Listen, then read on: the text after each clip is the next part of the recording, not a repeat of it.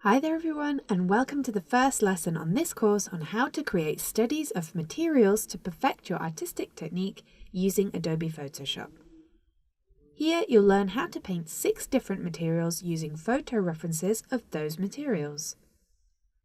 Materials can be difficult to master and require studying textures with light and shadow to achieve the visual effect we really want.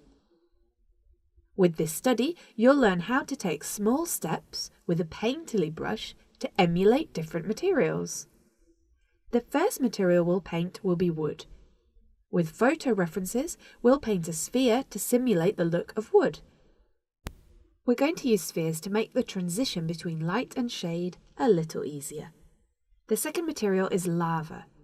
Again, we'll use photos to use as references, bearing in mind the light coming from the lava in contrast with the rocks. The third material we'll paint will be water. We'll add some volume inside the sphere and following our references. The fourth material will be glass. Using references of glass, we'll paint considering the areas of light and shadow we need to get that see-through effect. And the fifth material will be rock or stone.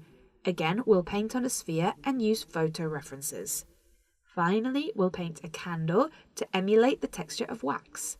We'll use references of candles to achieve that visual effect. Now that you know what we're going to do on the course, I hope you join me in the next video for the first lesson where we'll start with the very first texture. I'll see you there.